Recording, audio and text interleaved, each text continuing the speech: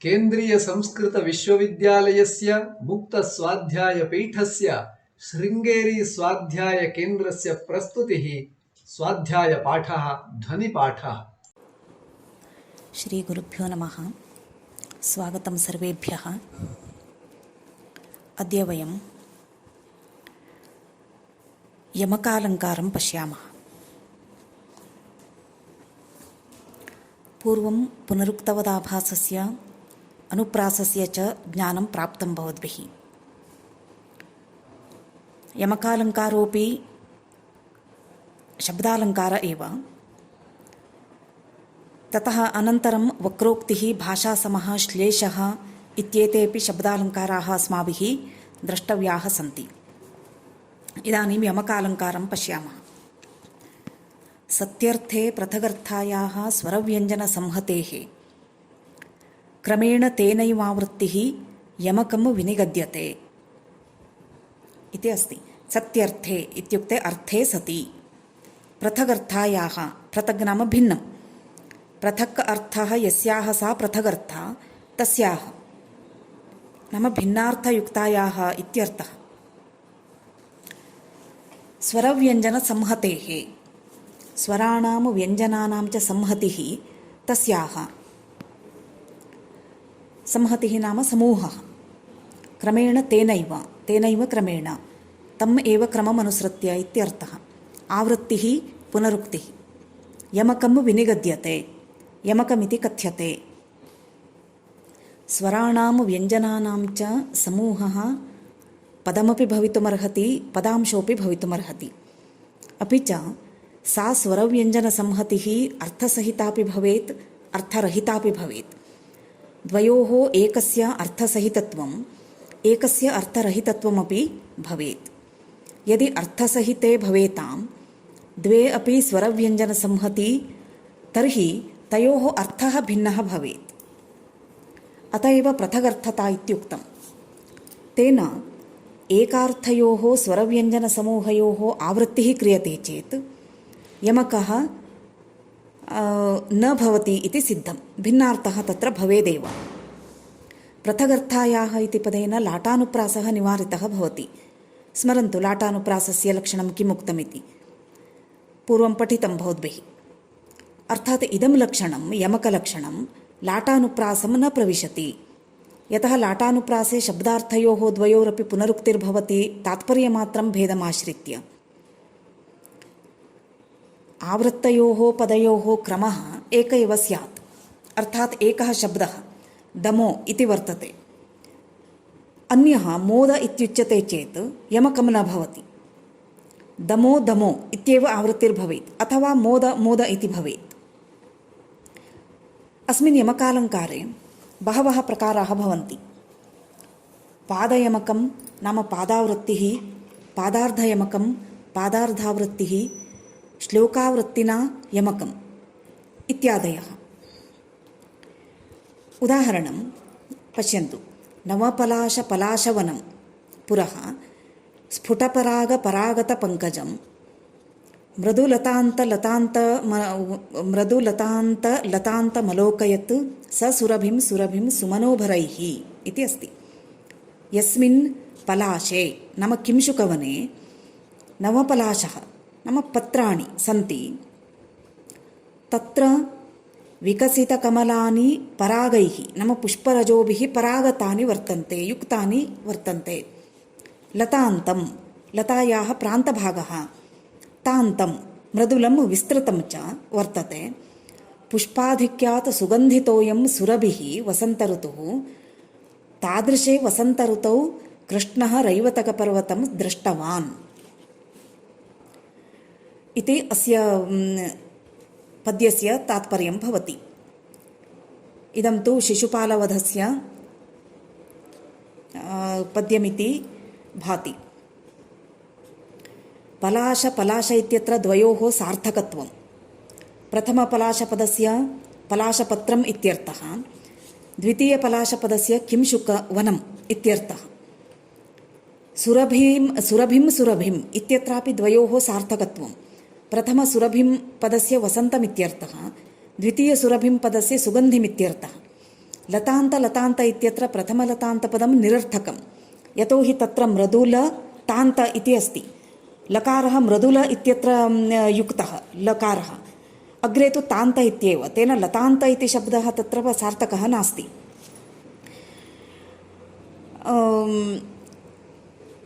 तेन निरर्थकत्वं। लतान्तम् इत्यस्य लताम् इत्यर्थः। पराग पराग इत्यत्र द्वितीयपरागशब्दः निरर्थकः यतोहि तस्मिन्नेव पदे तकारोऽपि वर्तते परागत इति, केवलं परागशब्दः नास्ति खलु। अतः सुरभिं सुरभिम् इत्यत्र रभिंसु रभिंसु इति भवति। द्वयोरपि निरर्थकत्वं वर्तते। एवमेव अन्येपि यमकप्रकाराः उदाहार्याः भवन्ति।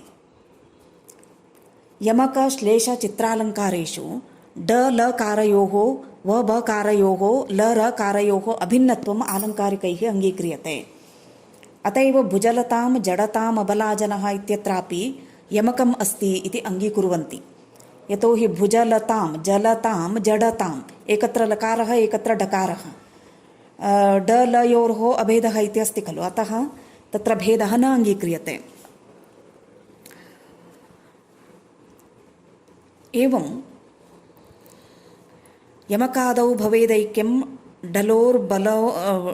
डलोर्बवोः लरोस्तथा इति अस्ति। ड ल ब व ल र एवं यमकालङ्कारः भवद्भिः द्रष्टव्यः। अग्रे वक्रोक्ति अलङ्कारः। अन्यस्य अन्यार्थकं वाक्यम् अन्यथा योजयेद्यदि अन्यश्लेषेण काक्वा वा सा वक्रोक्तिस्ततो द्विधा इति अस्ति। अन्यस्य वक्तुः अन्यार्थकं वाक्यम् अर्थान्तरविवक्षया उक्तं वाक्यम्। अन्यः नाम श्रोता श्लेषेण तद्वाक्यश्लेषेण, नाम श्लेषः नाम अर्थद्वययुक्तः शब्दः। काक्वा स्ववाक्य काक्वा, काकु इत्युक्ते भिन्नकण्ठध्वनिः। एवं श्लेषेण वा काक्वा वा अन्यथा अन्याभिप्रायकतया अन्यार्थकतया यदि योजयेत्, योजनविशिष्टं प्रत्याययेत्, सा वक्रोक्तिः इति उच्यते। सा च वक्रोक्तिः द्विधा द्विप्रकारा भवति। वक्त्रा यस्मिन्नर्थे उक्तम् इति विज्ञाय अविज्ञाय वा। श्रोत्रा वक्तुः वचनस्य श्लेषकारणाद्वा स्वरभेदकारणाद्वा काक्वा वा अन्याभिप्रायकतया अर्थात् अन्यार्थवाचकतया यदि योजयेत् तदा सा वक्रोक्तिः इति भवति। श्लेषवक्रोक्तिः काकुवक्रोक्तिः इति भेदद्वयं तत्र वर्तते। तत्र श्लेषवक्रोक्तिः इत्यस्य एतदुदाहरणं भवति। के यूयं स्थल एव सम्प्रति वयं प्रश्नो विशेषाश्रयः किं ब्रूते विहगः स वा फणिपतिर्यत्रास्ति सुप्तो हरिः वामायूयमहो विडम्बरसिकः कीदृक्स्मरो वर्तते येनास्मासु विवेकशून्यमनसः पुंस्वेव योषिद्भ्रमः। इदानीम् एकैकशः पश्यामः। कांश्चन पुरुषान् उद्दिश्य प्रश्नं करोति, के यूयम् इत्यस्य कोऽर्थः सरलः वर्तते, भवन्तः के इति। परन्तु तत्र के इति शब्दः अस्ति खलु, सः शब्दः कम् इति शब्दस्य सप्तमी विभक्ति एकवचनरूपम्। कम् नाम जलम्। तेन के इत्यस्य कोऽर्थः भवति, जले इत्यर्थः भवति। तदा के यूयं भवन्तः के इत्यर्थे प्रश्नः पृष्टः इति ज्ञात्वा वा अज्ञात्वा वा सः श्रोता उत्तरं कीदृशं ददाति, स्थल एव सम्प्रति। तर्हि प्रश्नस्य कः अर्थः तेन ज्ञातः इत्युक्ते भावितः, के यूयम् इत्युक्ते भवन्तः के इत्यर्थः यद्यपि वक्तुः अभीप्सितः तथापि सः श्रोता कम् अर्थं गृह्णाति भवन्तः जले वर्तन्ते के यूयम् इत्यर्थं गृहीत्वा सः तथा उक्तवान् इति गृहीत्वा एषः उत्तरं वदति स्थल एव सम्प्रति वयं जले न स्मः स्थल एव स्मः सम्प्रति इति वदति। तदा सः पुनः प्रथमः किं करोति प्रश्नः विशेषाश्रयः अहं के यूयम् इत्येनं प्रश्नं भवन्तः जले वर्तन्ते इत्यर्थे अहं न पृष्टवान् तर्हि कः अर्थः प्रश्नः विशेषाश्रयः विशेषः नाम भवन्तः के इत्यर्थे विशेषः नाम भवन्तः इत्यर्थः अत्र विशिष्टतया भवन्तमुद्दिश्य एव पृष्टमस्ति इति प्रथमार्थः मम प्रश्नः विशेषपरकः अर्थात् भवतः नाम ग्राम इत्यादीनि ज्ञातुम् इच्छामि। द्वितीयार्थः विशेषः विशेषाश्रयः तदा विशेषाश्रय इत्यस्यापि अन्यमर्थं गृह्णाति श्रोता कमर्थं गृह्णाति विशेषः नाम विहि नाम पक्षी शेषः नाम अनन्तनागः तदाश्रयः विशेषाश्रयः। अत्रापि पृष्टा प्रथमार्धे पृच्छति श्रोता द्वितीयार्धं गृहीत्वा उत्तरयति किं ब्रूते विहगः स वा फणिपतिः यत्रास्ति सुप्तो हरिः वि इत्युक्ते विहगः इति अर्थं गृह्णाति शेषः इत्युक्ते अनन्तनागः इत्यर्थं गृह्णाति। तदा वदति यत् यत्र हरिः सुप्तः भवति तद् वदति वा भवान् इति किं ब्रूते विहगः स वा फणिपतिः यत्रास्ति सुप्तो हरिः। तदा प्रथमः वदति एषः कः सदापि मम प्रश्नम् अन्यथा एव भावयित्वा अन्यथा एव उत्तरं ददाति इति विचिन्त्य वामायूयं वामा इत्युक्ते वाममार्गे एव गच्छन्तः सन्ति भवन्तः मया यथा पृष्टं सः अर्थः भवद्भिः न गृहीतः अन्यार्थे मम वचनं गृहीत्वा असम्बद्धम् उत्तरं ददतः यूयं वामाः वाममार्गगामिनः कुटिलाः सन्ति इति सः वदति। परन्तु एते इदानीमपि श्रोता किं करोति वामाः इति शब्दस्य अन्यमर्थं गृह्णाति स्त्रियः इत्यर्थं गृह्णाति। तदा प्रश्नस्य एतत् अर्थः कः भवति वामायूयम् इत्यस्य भवन्तः स्त्रियः इति भवति। तदा द्वितीयः एव नाम श्रोता एव एवमपि वदति यत् अहो विडम्बरसिकः कीदृक् स्मरो वर्तते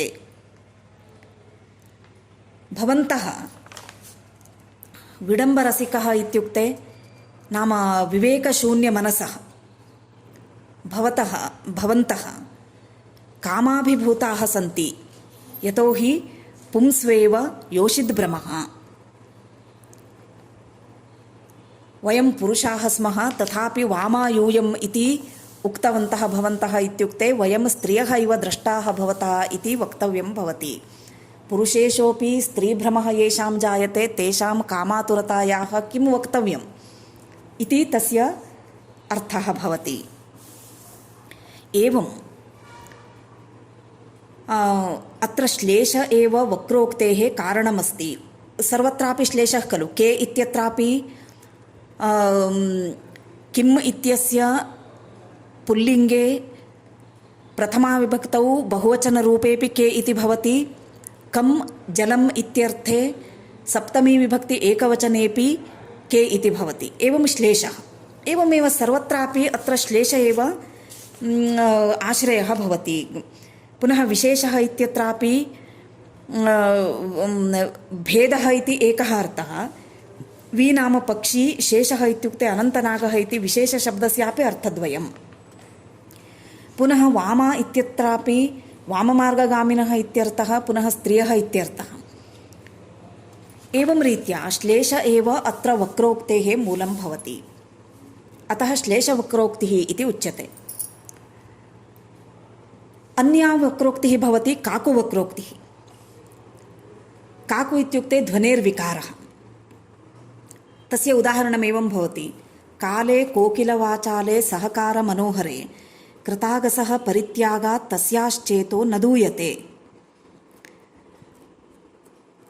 सहकारमनोहरे, सहकारः आम्रवृक्षः, सः पुष्पैः मनोहरः, तस्मिन् काले कोकिलवाचाले, सहकारपुष्परसं पीत्वा कोकिलाः वाचालाः नाम बहु कूजनं कुर्वन्ति तस्मिन् काले, तादृशवसन्तसमये कृतागसः नाम कृतः आगः अपराधः येन सह कृतागाः तस्य नाम नायकस्य परित्यागात् तस्याः नाम नायिकायाः चेतः न दूयते, दुःखं न अनुभवति इति अस्ति।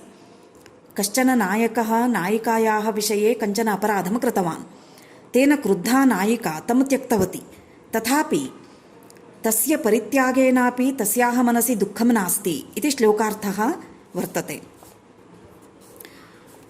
सामान्यतया पत्युः परित्यागं कृत्वा मनसि तापमनुभवन्ति स्त्रियः, परन्तु अस्याः नायिकायाः दुःखमेव नास्ति, अनेन तस्याः चारित्र्यविषये एव शङ्का उदीयात् इति मत्वा तस्याः सखी न दूयते इत्यस्य अर्थं दूयत एव, न दूयते इति प्रश्नकरणरीत्या सा दुःखम् अवश्यम् अनुभवति इति स्वीकृत्य तदेव वदति सर्वेभ्यः। अत्र न दूयते इत्यस्य दूयत एव इत्यर्थः काक्वा भवति। आक्षिप्तवाक्यस्थस्य नञः निषेधार्थकत्वम्, काकु नञ् विशिष्टवाक्यस्यैव विध्यर्थकता, अत्रापि काकु नञ् वर्तते इति तादृशः अर्थः स्वीक्रियते। इदानीं कदाचित् गच्छतु इति शब्दः अस्ति, तदा वक्तुः इच्छा गच्छतु इत्येव वक्तव्यं चेत् सः सहजतया एव वदति गच्छतु इति। यदि मा गच्छतु इति तस्य विवक्षा अस्ति तर्हि सः कथं वदति, हा गच्छतु इति वदति, सः ध्वनेर्विकारः। तदा श्रोता ज्ञातुं शक्नोति यत् अस्य इच्छा नास्ति गमने इति। एवं ध्वनेः विकारः काकुः इत्युच्यते। यदा स एव ध्वनेर्विकारः वक्रोक्तेः आधारः भवति तदा काकुवक्रोक्तिः इति उच्यते। यत्र शब्दस्य उपसर्गप्रकृतिप्रत्ययादीनां भञ्जनेन श्लेषः अर्थद्वयं सम्भवति, सः सभङ्गश्लेषः इत्युच्यते। उदाहरणार्थम् उपर्युक्त उदाहरणे विशेषशब्दः अस्ति, तत्र विशेष इति पदेन केवलं विशेषरूपार्थ एक एव बोध्यते। यदि विशेषः इति भज्यते तर्हि एव पक्षी नागः इति द्वितीयार्थः तेन पदेन लभ्यते, अतः तत्र सभङ्गश्लेषः इति वक्तव्यम्। यत्र शब्दभञ्जनं न क्रियते परन्तु सम्पूर्णः शब्द एव अर्थद्वयं ददाति तत्र अभङ्गश्लेषः। उदाहरणार्थं वामाः इति शब्दः, अत्र भङ्गः नास्ति। अयं शब्दः कुपथगामिनः स्त्रियः इति अर्थद्वयमपि ददाति, अतः अभङ्गश्लेषः इति उच्यते। एवं रीत्या भवद्भिः यमकालङ्कारः वक्रोक्त्यलङ्कारश्च ज्ञातः। इदानीम् अग्रे भाषासमः इति अन्यः कश्चन अलङ्कारः वर्तते। भाषा इत्युक्ते अत्र अन्यान्यभाषाः इत्यर्थः, संस्कृतं, प्राकृतम्, अर्धमागधी इत्यादि भाषायां सर्वासु भाषासु एकरीत्या प्रयुज्यते, तर्हि भाषा सम इति भवति। शब्दैः एकविधैरेव भाषासु विविधास्वपि वाक्यं यत्र भवेत् सोऽयं भाषासम इति इष्यते इत्युक्तम्। विविधासु अपि नाम अनेकासु भाषासु अपि एकविधैरेव शब्दैः एकप्रकारकैः शब्दैः यत्र वाक्यं भवेत्, वाक्यरचना यत्र भवेत्, सः अयम् अलङ्कारः भाषासम इति इष्यते, भाषासम इति उच्यते। भाषाः भिन्नाः, अपि तु तासु सर्वासु भाषासु एकप्रकारकः शब्दप्रयोगः भवति, तेन एकप्रकारकं वाक्यं भवति चेत् अयमलङ्कारः भवति। तस्य उदाहरणमेवमस्ति, मञ्जुलमणिमञ्जीरे कलगम्भीरे विहारसरसीतीरे विरसासि केलिकीरे किमालिधीरे च गन्धसारसमीरे इति अस्ति। हे सखी, मधुरगम्भीरध्वनियुक्तेन मञ्जुलमणिमञ्जीरेण किं सिद्ध्यति? विहारसरसीतीरे को रोषस्तव रोषः तव? क्रीडाशुके कः क्षोभः? चन्दनसुरभितमलयसमीरं कथं न जानासि? हे सखी, तान् सर्वान् त्यक्त्वा त्वं प्रियतमं स्वीकुरु। एष श्लोकः संस्कृते प्राकृते शौरसेन्यां प्राच्याम् अवन्त्यां च अर्थात् एतासु सर्वासु भाषासु एकविध एव भवति।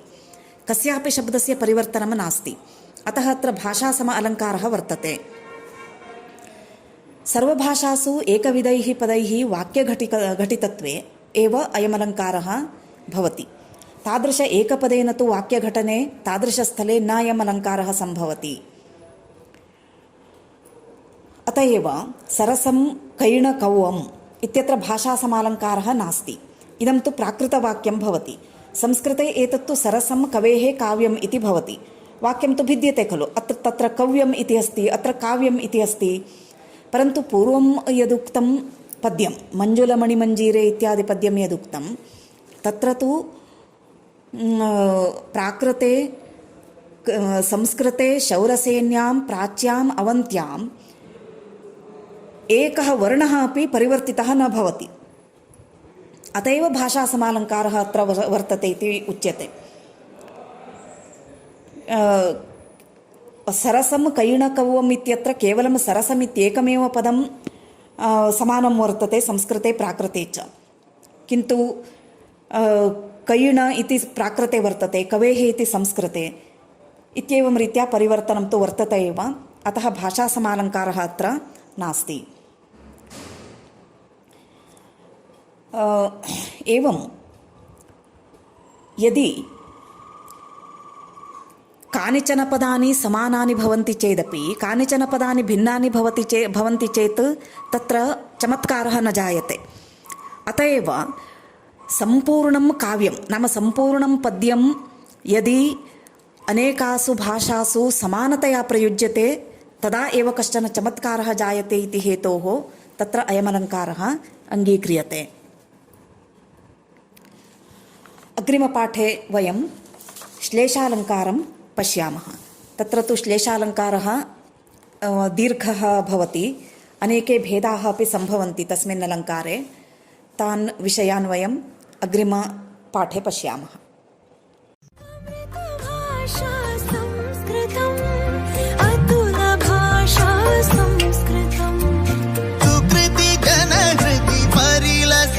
शुभवरद भाषा संस्कृतं भुवन भाषा संस्कृतं भवन भाषा संस्कृतं भरत भुवि परिलसित काव्यमनु